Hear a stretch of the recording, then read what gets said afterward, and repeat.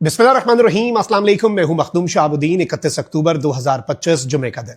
नाज़रीन इकराम, इस वक्त पाकिस्तान की फोर्सेस हाई अलर्ट पे हैं। ईस्टर्न और वेस्टर्न बॉर्डर दोनों पर ऑल इज नॉट वेल। एक जानिब तो इस्तंबुल में होने वाले मुज़ाकरात और उन मुज़ाकरात के अंदर 4 रोजा डेडलॉक, उसके बाद फिर जब दोस्त ममालिक ने और बिलखुसूस तालिबानी रिजीम ने लचक दिखाई तो पाकिस्तान दोबारा से मुज़ाकरात की मेज पर बैठा और उसके बाद 6 नवंबर को अगले मुज़ाकरात तक सीज फायर जो है उस पर अमल दरामद करने का ऐलान किया गया दोनों ममालिक की तरफ से, पाकिस्तान और तालिबानी रिजीम। लेकिन अब कुछ क्रॉस बॉर्डर इंसिडेंट्स ऐसे हुए हैं जिनमें सीज फायर की खिलाफ वर्जी हुई है। और ये सीज फायर की खिलाफ वर्जी यानी कि पाकिस्तान की साइड के ऊपर तालिबानी साइड से, अफगानिस्तान की साइड से ना सिर्फ पोस्टों पर बिला इश्ताल फायरिंग बल्कि झड़पें। ये डेवलपमेंट्स काफी हद तक तशवीशनाक डेवलपमेंट्स हैं, क्योंकि इससे एक चीज तो यह भी समझ आ जाती है कि जो तालिबानी रिजीम इस वक्त भारत की ईमा पर, भारत की प्रॉक्सी बनकर पाकिस्तान पर हमलावर है ताकि पाकिस्तान को एंगेज किया जा सके, क्या वो ये सीज फायर के टाइम को अपनी तैयारियां मुकम्मल करने के लिए इस्तेमाल कर रही है? On the other hand India NOTAMs पर नोटम्स जारी कर रहा है। इंडिया की तरफ से धमकियों पर धमकियां आ रही हैं। आज इनके वाइस नेवल चीफ जो है उसने स्टेटमेंट दे दी। रोजाना इनका आर्मी का कोई जर्नैल, एयरफोर्स का या नेवी का या राजनाथ या नरेंद्र मोदी कोई ना कोई पाकिस्तान को धमकी दे देते हैं। और मुकम्मल तौर पर इनकी जो तैयारियां हैं और इवन जो की ट्राई सर्विसेज का नोटम इन्होंने एक्सटेंड किया है और उसमें पूरे अरेबियन सी तक अपना दायरा कार बढ़ाया है 4 और 5 नवंबर को, वो पाकिस्तान के लिए इंतहाई तशवीशनाक है। पाकिस्तान अपनी तैयारियां मुकम्मल करके बैठा हुआ है। पाकिस्तान ने भी एयर स्पेस क्लोजर और इवन नेवी की जो फायरिंग ड्रिल्स है उनका ऐलान किया है, but all is not well. इस चीज को भी आपने समझना है, जबकि पाकिस्तान की सिक्योरिटी फोर्सेस सिर्फ 2 महाजों पर नहीं बल्कि 2.5 वॉर है। एक भारत, एक तालिबानी रिजीम यानी कि पाक अफगान बॉर्डर, और तीसरा जो सबसे इंपॉर्टेंट नुक्ता है वो टीटीपी और बीएलए भी है, फितनाल खवारिज और फितनाल हिंदुस्तान। तो पाकिस्तान ने 2 बड़े कमांडर्स जो हैं वो उड़ाए हैं। ये सारी डिटेल्स आपके सामने रखते हैं। अगर अभी तक आपने इस वीडियो को लाइक नहीं किया तो लाइक जरूर कर दें। कमेंट सेक्शन में पाकिस्तान जिंदाबाद का नारा जरूर लिखें और जिन लोगों ने चैनल को सब्सक्राइब नहीं किया उनसे मेरी ये दरखास्त है कि चैनल को लाजमी सब्सक्राइब कर लें। नाज़रीन इकराम, इस वक्त पाकिस्तान एक रिस्पॉन्सिबल स्टेट के तौर पर चीजों को बहुत नाप तोल कर आगे लेकर बढ़ रहा है। पाकिस्तान ने इत्माम हुज्जत के लिए दोहा में भी मुज़ाकरात किए, इस्तंबुल में भी मुज़ाकरात किए और अब मुज़ाकरात का अगला दौर भी इस्तंबुल में 6 नवंबर को होना है। उस वक्त तक एक टेम्परेरी सीज फायर का ऐलान तो किया गया है, लेकिन बहुत से सवालात हैं जिनके जवाबात अभी आना बाकी है। इस वक्त तालिबानी रिजीम की सहूलतकारी कहें या ना अहली कहें, लेकिन दोनों सूरतों में दूसरी साइड से, अफगानिस्तान की साइड से क्रॉस बॉर्डर इन्फिल्ट्रेशन अटेम्प्ट्स तो हो रहे हैं, दहशतगर्दी की कोशिशें भी हो रही हैं, दहशतगर्दाना कार्रवाइयां भी हो रही हैं।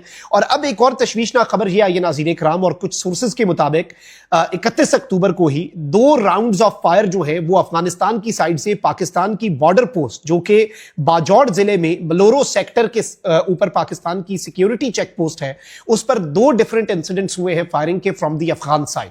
अब ये एक तशवीशनाक डेवलपमेंट है और इसमें अभी ये कंफर्म नहीं है कि ये फायरिंग का इंसिडेंट जो है जो दूसरी साइड से हुआ है वो अफगान तालिबान की रिजीम के जो वहां पर उनके जंगजू मौजूद हैं उनकी तरफ से, जो कि टेक्निकली तो इन्हें आप नहीं कह सकते, लेकिन जो उनकी आर्मी है अफगानिस्तान की, क्योंकि ये नॉन स्टेट एक्टर्स हैं, ये कोई रिकग्नाइज्ड गवर्नमेंट तो है नहीं और ये मर्सनरीज ही है, इनमें और टीटीपी में भी खास कोई फर्क नहीं है। लेकिन ये इस वक्त एस्टैब्लिश होना बाकी है कि पाकिस्तान की जो चेक पोस्ट्स हैं उनके ऊपर फायरिंग क्या तालिबानी रिजीम की तरफ से की गई है या टीटीपी के खारजियों की तरफ से की गई है, ये एक अलग इंसिडेंट है। लेकिन पाकिस्तान ने भरपूर जवाब दिया है और इन्हें ये वाज़ेह मैसेज दिया गया कि भाई वी आर अलर्ट। अच्छा, इस तरह के इंसिडेंट्स तब भी होते हैं जब इन्होंने इन्फिल्ट्रेशन अटेम्प्ट्स करवाने हो, यानी ये फायरिंग करते हैं, पाकिस्तान की चेक पोस्ट से एंगेज किया जाता है, इन्हें मुंह तोड़ जवाब दिया जाता है, ये उसे एंटिसिपेट कर रहे होते हैं, लेकिन ये उसकी आड़ में क्या करते हैं, ये उसकी आड़ में दहशतगर्दों की तश्कीलें जो हैं वो बॉर्डर से पाकिस्तान की साइड पे इन्फिल्ट्रेट करवाते हैं।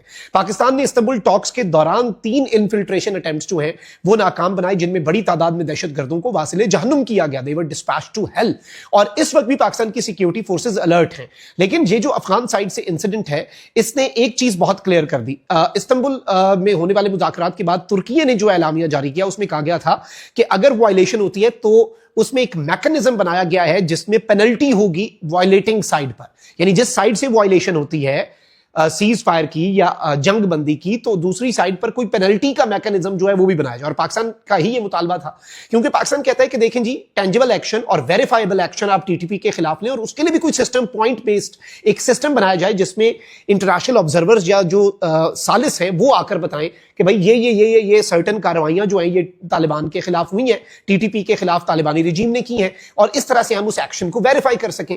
अब ये जो क्रॉस बॉर्डर इंसिडेंट है, इसमें मैं आपको ये बता दूं कि पाकिस्तान और अफगानिस्तान के दरमियान जो सीज फायर एक्सटेंड किया गया गुज़श्ता रोज इस्तांबुल में, जो कतर और तुर्की ने मीडिएट किया, अब ये अनक्लियर है कि इसका स्टेटस क्या होता है। और अगर टीटीपी जो है वो उस साइड से पाकिस्तान की चेक पोस्ट पर हमला करती है तो इसका मतलब है तालिबानी रिजीम जो है वो नाअहल है, इनकॉम्पिटेंट है, उनका अपने बॉर्डर के ऊपर कंट्रोल ही नहीं है।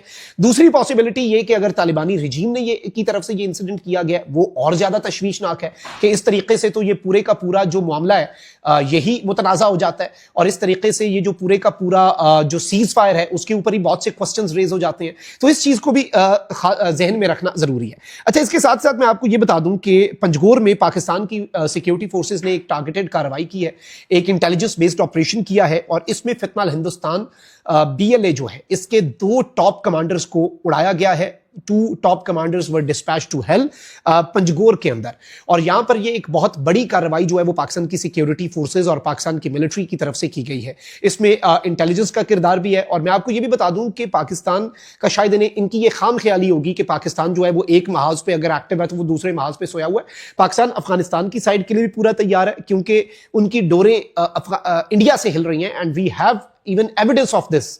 पाकिस्तान के डिफेंस मिनिस्टर ने अरब न्यूज पे बैठ के ये बात की है कि भाई हमारे पास सबूत है कि इनकी डोरें भारत से हिलाई जा रही हैं, और ये भारत की ईमा पर ये बहाज खोल रहे हैं ताकि पाकिस्तान वहां पर एंगेज हो।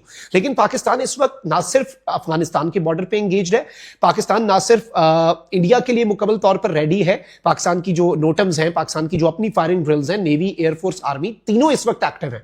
लेकिन इसके साथ ही साथ बलूचिस्तान के संगलाख पहाड़ों में छुपे हुए बीएलए के दहशतगर्द हो, वो अपनी बिलों में घुसे हुए हो, या फिर on the other hand Khyber Pakhtunkhwa में फितनल खवारिज टीटीपी के जो ठिकाने हैं, या फिर आप यही देख लें नूर वली का जो डेप्यूटी है वो पाकिस्तान ने कल उड़ा दिया। आज बीएलए के टॉप 2 कमांडर्स जो हैं वो उड़ा दिए, यानी रॉ के 2 बड़े एसेट्स जो हैं दे वर एलिमिनेटेड टुडे इन पंजगोर।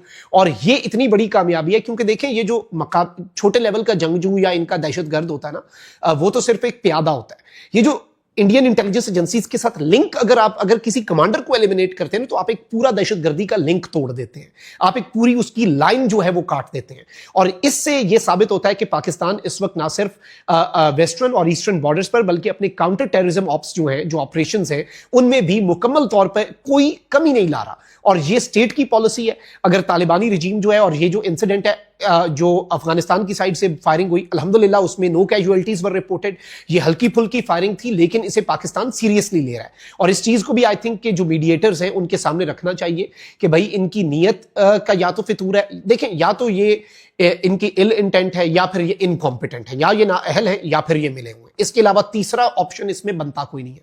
तो पाकिस्तान के पास ऑप्शंस कम होते जा रहे हैं। Pakistan patience is running thin. Pakistan को शायद प्रीएम्प्टिव स्ट्राइक्स करनी पड़ जाए। पाकिस्तान इत्माम हुज्जत के लिए इन टॉक्स में बैठ रहा है, बट वी नो कि भाई हमने पिछले 4 साल में कितनी कोशिशें की हैं इस रिजीम, तालिबानी रिजीम की खोपड़ी के अंदर ना कुछ अकल डालने की, लेकिन इन्हें अकल नहीं आ रही। और फिर जब इन्हें समझ लग गई कि पाकिस्तान ने तुन के रख देना, फिर इन्होंने तुर्किया से राब्ता किया कि भाई वफ्द को एयरपोर्ट से वापस बुलाएं, हम लचक दिखाने के लिए तैयार हैं। सो ये अभी इस वक्त का सिनेरियो है। लेकिन इसके बावजूद ये अगर अपनी हरकतों से बाज नहीं आते और बॉर्डर के ऊपर कोई एडवेंचरिज्म करते हैं, तो फोर्सेज मुकम्मल तौर पर तैयार हैं। टारगेट्स ऑलरेडी पाकिस्तान एयरफोर्स ने ना सिर्फ आइडेंटिफाई किए हैं बल्कि लॉक भी किए हैं। And Pakistan will be using a fraction of its force. Pakistan को वहां पर कार्रवाई करने में 2-3 मिनट लगने हैं, और जो हमने करना हुआ हम करके निकल भी आएंगे जब तक इन्हें पता चलेगा। और इंडिया जो इनके मास्टर्स हैं, अगर उन्हें ये लग रहा है कि भाई हमें इस बॉर्डर पे एंगेज करके वहां से वो कोई सरप्राइज दे सकेंगे, तो मैं ये समझता हूं कि मई 2025 में इंडिया को फेंटा लगा, अक्टूबर 2025 में अफगानिस्तान को फेंटा लगा, और दोनों सीज फायर के लिए भागे गए, और ये एस्टैब्लिश हो चुका है ना। तो अब नवंबर 2025 में दोनों इकट्ठे आ जाएं, ताकि दोनों को इकट्ठे फेंटा लग जाए और पाकिस्तान अपनी हैट्रिक भी मुकम्मल कर ले। 2 जंगें जीतने के बाद तीसरी जंग की तो इनकी मर्जी है। लेकिन इस वक्त पाकिस्तान की फोर्सेज हाई अलर्ट पे हैं। हम दुश्मन के एडवेंचरिज्म को, दुश्मन की प्रोवोकेटिव स्टेटमेंट्स को, उनकी शतालंगेज बयानात को कतन लाइटली नहीं ले रहे। इस चीज को भी आपने ज़हन में रखना है। अल्लाह निगहबान, पाकिस्तान जिंदाबाद।